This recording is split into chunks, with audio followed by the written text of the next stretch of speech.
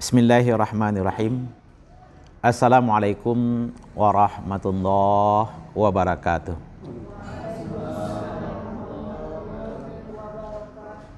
Alhamdulillahi rabbil alamin. Hamdan na'imin wa hamdan syakirin. Asyhadu an la ilaha illallah wahdahu la syarikalah. Wa asyhadu anna Muhammadan abduhu wa rasuluh. Allahumma salli wa sallim wa barik ala hadzal nabiyil karim sayyidina wa maulana Muhammadin sallallahu alaihi wasallam wa ala alihi wa ashabihi ajma'in, amma ba'd. Puji syukur kita aturkan kepada Allah Subhanahu wa taala yang selalu melimpahkan rahmat dan karunia-Nya, yang alhamdulillah pada acara motivasi pada pagi hari ini Allah memberikan kepada kita kesehatan, kekuatan untuk melaksanakan ibadah harian. Selawat dan salam sama-sama kita laksanakan dan kita sampaikan buat junjungan alam Rasulullah Muhammad sallallahu alaihi wasallam yang diutus oleh Allah Subhanahu wa taala untuk memperbaiki akidah manusia sebagai hamba Allah, memperbaiki cara ibadah yang benar, memperbaiki akhlak yang benar. Pada kegiatan motivasi Sabtu 6 Agustus 2022 ini diawali oleh kajian fikih dan permasalahannya. Bapak pimpinan yang kami hormati serta seluruh majelis guru yang berbahagia, berbicara fikih adalah suatu pemahaman. Al-fiqhu huwal fahmu. Fikih itu adalah pemahaman. Secara istilahnya di dalam kitab Mabadi al-Awaliyah dinyatakan al-fiqhu huwa al-ilmu bi ahkami syar'iyyatil lati tariquha al-ijtihad, yaitu tentang ilmu pengetahuan yang berbicara tentang hukum-hukum syariat yang cara mendapatkannya melalui ijtihad. Sehingga di sini bisa kita pahami bahwa hukum-hukum yang ada selama ini kita rasakan dan kita ketahui, ada dua hukum sebenarnya. Ada hukum syar'i yang ditetapkan oleh Allah Subhanahu wa taala yang tidak bisa ulama melakukan ijtihad di situ. Sebagai contoh, aqimus salat, dirikanlah salat, hukum salat wajib, maka ulama tidak bisa berijtihad di sana. Permasalahan seperti wala taqrabuz zina, itu adalah syar'iyah, dalil qat'i yang ulama juga tidak bisa berijtihad bahwa hukum zina adalah haram, tidak ada perubahannya. Lalu dari sisi mana fikih itu berbicara? Fikih berbicara adalah tentang masalah-masalah yang masih dalilnya dhanni. Kita tahu bahwa rukun salat itu pertama adalah niat. Tidak kita temukan dalam Al-Quran pernyataan bahwa rukun salat pertama adalah niat. Disinilah ulama berijtihad bahwa seluruh ibadah harus dimulai dengan niat, didasarkan kepada dalil innamal a'malu binniyat. Tapi juga hadis ini juga tidak menjelaskan bahwa niat mesti jadi rukun pertama. Lalu siapakah yang menjadikan niat menjadi rukun pertama dalam salat, dalam puasa, dalam zakat, dalam haji? Maka ulamalah yang berperan di sana melalui ijtihadnya. Contoh yang lain adalah masalah pernikahan. Kapan nikah itu wajib? Kapan nikah itu sunat? Kapan nikah itu mubah? Kapan nikah itu makruh? Kapan nikah itu haram? Dalam Al-Quran kita menemukan ayat fankihu ma thaba lakum minan nisa. Menikahlah kamu dengan wanita-wanita yang baik. Secara hukum usul fiknya dinyatakan fi'lul amri itu hukumnya wajib. Tapi apakah semua manusia wajib menikah? Disinilah ulama berijtihad. Siapa yang wajib untuk menikah dengan kondisi-kondisi yang memungkinkan dia untuk menikah secara lahir, batin, finansialnya. Kapan seseorang sunat menikah juga dikaji dengan apakah secara lahir batinnya sudah siap, bagaimana dengan finansialnya. Kapan nikah menjadi mubah, bagaimana dengan kesiapan lahir batin dan juga finansialnya. Kapan menjadi makruh? Ini sudah masuk kepada kelemahan.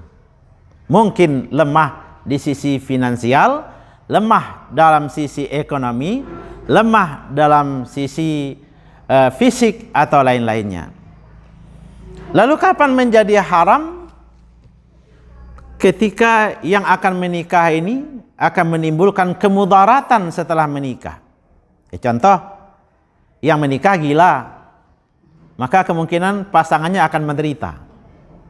Atau yang menikah, sebelum menikah sudah divonis oleh dokter bahwa laki-laki ini mandul, perempuan mandul, maka hukum menikah bagi keduanya menjadi haram karena akan menjadi penderitaan bagi salah satu pasangan. Maka kajian fikih adalah kajian yang berkaitan dengan perkiraan ini kemaslahatannya kemana. Kita tahu makan bangkai hukumnya haram. Karena ada dalil yang menyatakan innama hurrimat alaikumul maitata. Hanya saja diharamkan kepadamu untuk mengkonsumsi bangkai. Tapi fikih berbicara lain.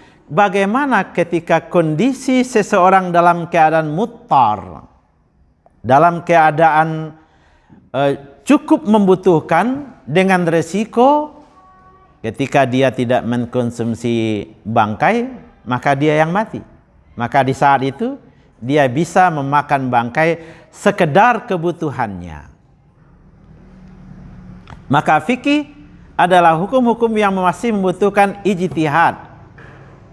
Tapi tidak berbicara tentang aurat wanita.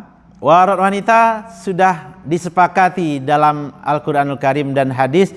Aurat wanita adalah seluruhnya, kecuali muka dan telapak kaki. Lalu bagaimana hukum sholat wanita ketika telapak kakinya terbuka ketika dia sujud? Maka masuklah kepada membatalkan sholat karena auratnya terbuka. Bentuknya sepele tapi banyak terjadi di kalangan masyarakat. Secara hukum fikihnya itu membatalkan sholat. Namun ketika telapak kakinya itu terbuka ditiup oleh angin, maka itu lain lagi hukumnya. Tidak membatalkan karena tidak ada unsur kesengajaan. Namun lebih amannya untuk ihtiyat, untuk lebih berhati-hati, idealnya wanita sholat itu pakai kaos kaki. Seandainya kain sarungnya pun pendek, atau katakanlah celana panjang yang dipakai kemungkinan bisa juga terbuka kakinya atau telapak kakinya, lebih baik menggunakan kaos kaki. Jadi dalam hukum fikih ini masih ada kemungkinan-kemungkinan celah yang dicari, kapan dia jadi wajib, kapan dia jadi sunat, kapan makruh, kapan mubah, dan kapan dia menjadi haram. Maka cerita fikih memang berdasarkan hukum itu saja. Apakah wajib, sunat, makruh, mubah, halal, dan haram. Kita dengar bahwa makan jengkol itu hukumnya makruh. Pertanyaannya kapan? Apakah setiap makan jengkol itu hukumnya makruh? Tidak, makruhnya menjelang pelaksanaan sholat berjamaah. Karena bersiko ketika seorang membaca Allahu Akbar, maka nafasnya akan keluar dan orang yang di sampingnya merasa tidak nyaman. Kalau demikian, makan durian pun menjelang sholat jamaah hukumnya akan makruh. Kenapa? Karena risikonya setiap orang yang makan durian 5 menit atau 10 menit setelah itu akan mengeluarkan sendawa atau angin dari durian tadi. Maka ketika dia takbir Allahu Akbar lalu keluar sendawanya, jamaah yang lain secara membatin, karena tidak boleh bicara ya, secara membatin dia akan baca astagfirullah, masya Allah. Maka hukum memakan durian menjelang pelaksanaan sholat berjamaah menjadi makruh. Dalam hadis memang disebutkan dimakruhkan makan bawang putih, bawang merah, juga tidak dijelaskan waktunya. Kapan? Ketika kita akan berkumpul-kumpul dengan orang lain, kita makan bawang putih. Lalu kita diskusi ingin berbisik dengan orang. Menghindar dia dari kita. Kenapa menghindar? Karena rata-rata orang tidak suka dengan aroma bawang putih. Nah, itu pelarangannya itu. Tapi secara kesehatan bawang putih, bawang merah itu menyehatkan. Cuman kapan mengkonsumsinya? Maka kajian fikih luar biasa luasnya dan tidak akan berhenti dan belum putus sampai akhir zaman. Kalau hukum syariah sudah putus dan tidak bisa dirubah-rubah. Sekali berbicara riba tetap riba, tidak ada perubahan. Maka hati-hati dalam hal-hal yang sudah diputuskan, ini adalah hukum syar'i yang tidak mengalami ijtihad.